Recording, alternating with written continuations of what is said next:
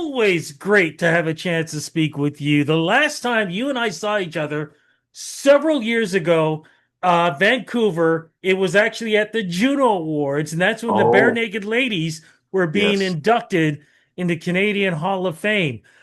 We snapped some pictures. We had a great conversation. You look amazing, my friend. How are you doing? Oh, goodness gracious. Stop with the comments. It's funny. I don't think anybody realizes that when you start aging, things are going to change. Your outlook changes. I'm at the age now where every ache and pain terrifies me. But here's the one thing that's great is, people are telling me, "Hey, Burton, you still sound like that guy on the records." And I think that's something that every singer yearns to hear. But some singers, after a few years, they don't sound like that anymore. I'm still having people tell me, "Hey, man, it's great. Your show was great, and you still sound like the same guy." And that, I think every singer hopes to hear that. Well, we are so glad about that, especially because just last week, we lost what, three legends of Oh, I music. know. The last 5 or 10 years, half the people that made records that I bought have passed away. But you know what, man?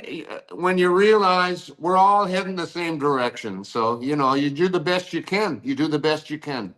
But folks like them and yourself, architects of modern music, you guys help pave the way for folks to do the music that they're doing today. How does it feel knowing that you are part of that legacy, especially when it comes to Canadian music? Well, I think the thing that makes me the proudest is the songs have never gone away. No. When we wrote our first big record was These Eyes. You know what, man? I was still living at home with my mother and grandmother when that record came out. And the next thing I knew, we were on American Bandstand getting a gold record from Dick Clark, and I was still living at home. I was still 20 or 21. It was a lot for a prairie kid like me to digest what was happening to us. We were a local band, and we worked our asses off and tried like crazy to make it, but there's never any guarantee. And then a beautiful thing happened the same year as our version of These Eyes came out. Junior Walker and the All Stars released it on Motown, and they had an R&B chart hit with it. So we were just overwhelmed. I was still 20 or 21, and here was one of the biggest stars on Motown doing one of our songs. So it all hit me very hard, very young, and I'm still thrilled about the fact that the songs have never gone away. Did you see Randy Bachman's documentary about losing his guitar and finally Oh getting it yeah, back? What did yeah. you think of that? Because you were a part of all that. Well, Randy, Randy's always been crazy about his guitars. He gets a little obsessive, but I'm glad he got that one back. And, when I was a kid, Randy was a bit of a legend in Winnipeg because he was the best guitar player. He was so much better than all the other guitar players. So he was very, very well known, even when I was 13, 14, 15 years old. What was the magic between the two of you? Well, first of all, it worked great, yin and yang. He was a guitar player, I was a piano player. So we would both have riffs, piano riffs, guitar riffs. Here's an interesting thing. Everybody thinks These Eyes was such a big hit record and it still gets played. Everybody says, "Boy, that was a really catchy piano phrase you came up with, Burton." Randy came up with that piano part in These Eyes. And I looked at him and I said, "Hey, Randy, that's pretty good for a guitar player," because it was like a D minor seventh chord, which that's kind of cool for a guitar player to be able to do that on piano. And he showed me this thing and went boom boom da da da da da boom boom da da. And I said, "Wow, that's great." And he had an idea. he says, I got an idea for a song. I want to call it These Arms. And I didn't like that. So I said, well, let's go with These Eyes. And we wrestled with it for a while, but about an hour and a half, the song was done and it changed our lives.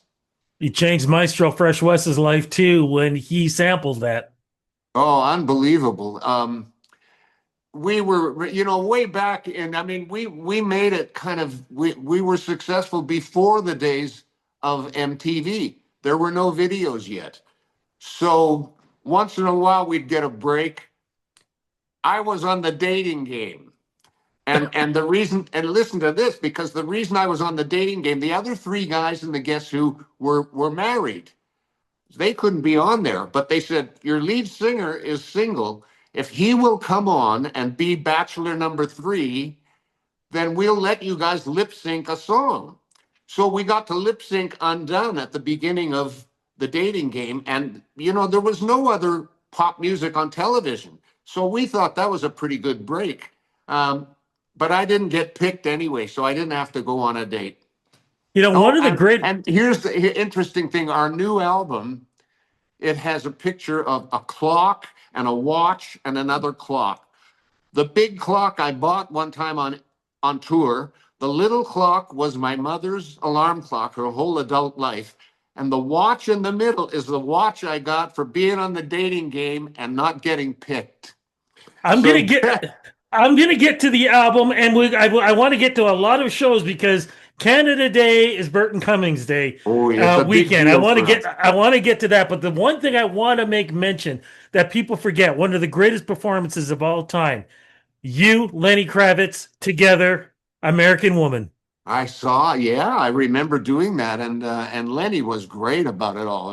He said, did you sing that on the record?" I said, "Oh yeah, yeah, that's me," and he gave me all kinds of compliments. Um, and you know what happened is Lenny's version turned that song onto the whole next generation because he had a great video for it, and I owe a great deal of thanks to Mike Myers. Mike Myers was the one that included Lenny's version in his movie, in one of those movies. And they were just going to use it. They were just going to use it for the ending credits of the movie. And the company liked it. They put it out as a single for Lenny. And here's the irony. Lenny writes his own stuff. Biggest hit of his career, American Woman. I love it. But I also love the fact that you are one of the big headliners, Line Spike. A lot of people performing on this. Chantal Kreviazuk, Walk Off the Earth, Alan Frew. This is going to be huge. How does it feel being part of this with such great Canadian acts? Because I talked to the promoter on this, the guy who organized this. He said he wanted to make sure this was pure Canadian. You couldn't have it any other way. Oh, it's terrific, and I'm still proud to be Canadian. I got to tell you this: when we were at our peak of popularity, the Guess Who in 71, 72, we went all over the world, and our backdrop on stage was the Canadian flag. So I mean, we were proud to be Canadian. We flaunted it. We talked about it all the time, and to have success in that era, we really were, I think, at the very beginning of the Canadian music industry, and that makes me proud. Very proud. What kind of show is this going to be like for you? Well, we do a lot of hit records, and I know why people are coming to see us. I don't skip over any of the big songs. When I was a kid, we got to open for Jefferson Airplane one time in Winnipeg, and this was 68, I think 67 or 68, the height of the hippie era, right? And we went out, we were the opening act, and boy, we were terrific that night. I gotta say, it's one of the best shows we ever did. And we came off stage thinking to ourselves, boy, we really showed those Jefferson Airplane people. They came out and they started Somebody to Love, and within two bars, nobody even remembered that we had been on. And I learned for good that night the power of a hit record. It always stuck with me. And now that we have some hit records, I'm thrilled to play them, and I'll play them as long as I can. Everybody says, "Do you get tired of playing the hit records?" Are you kidding? Never would I get tired. It's so hard to get a hit record. It's hard enough to get a record on the radio. Why would you not play them for the rest of your life? But it's one thing to have a hit record. It's another when A, you have several hit records, but two, that they stand the test of time Yeah. where your songs can be played. It could be, we may have heard, American Woman as a rock beat or whatever, but then somebody can turn around and make it into a reggae version. They can make it into a slow song version. That to me is the staple point of what a true great record song is. When it doesn't matter what the genre is, it still sounds good. That's true, and there are some of our songs that have been covered by a lot of people.